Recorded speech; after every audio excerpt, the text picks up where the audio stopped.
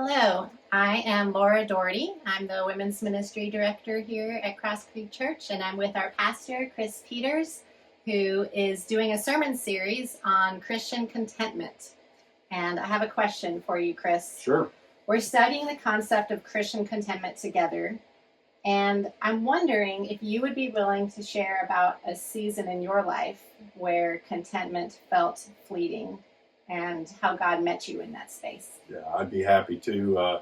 I'll start off on the humorous and maybe a whet appetite for folks that might want to come and hear an upcoming sermon. So I'll give you a hint or two from a recent situation, very practical in my life, of taking a vehicle out to my son that lives halfway across the country that we had got for him, his used vehicle that he's now allowed to have.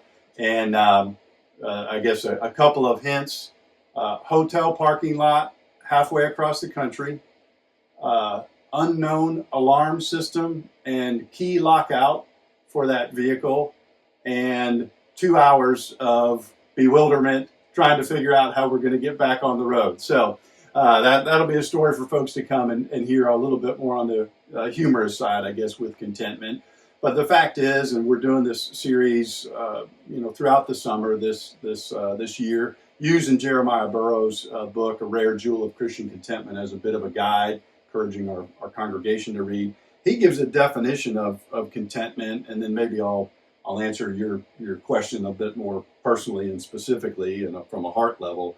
He says, Christian contentment is that sweet, inward, quiet, gracious frame of spirit which freely submits to and delights in God's wise and fatherly disposal in every condition. So for sure, that is a high calling, and one of the things he references is the Apostle Paul talking about learning contentment.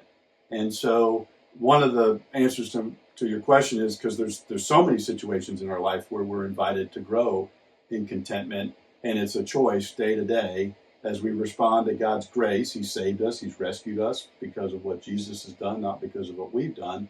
And then He wants to shape us and Burroughs calls it the school of Christ, that you're learning contentment in the school of Christ.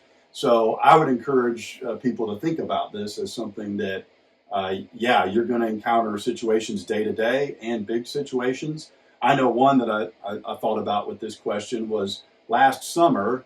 I've been a part of a workout group that I do in the early mornings, and it's been a real life-giving thing for me. I've had a lot of fun. It's a bunch of guys that go and just get together. We do a fairly demanding workout. I'm one of the older guys out there with them. There's groups all around the community in the neighborhood, and I had been going for, probably a year and a half. It was really a great setting to do some Bible study, some mentoring too, that spun off from that group with some of those guys, and to share my faith and do evangelism. And I've got an old shoulder injury from back in my high school years, which the Lord has used in my life to remind me of my need for Him and help me grow in contentment.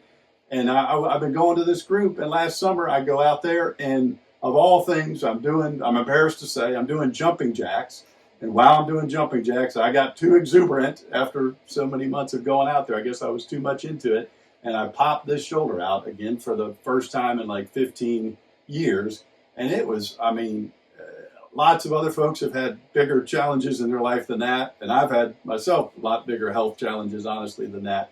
But it was so discouraging for a while to feel like I'm in this space where now I can't go. I can't be with those guys. What is the Lord trying to do with this? Why would this happen? That's keeping me from it, let alone having to go get surgery, all the recovery, all the expense of that, all of those things.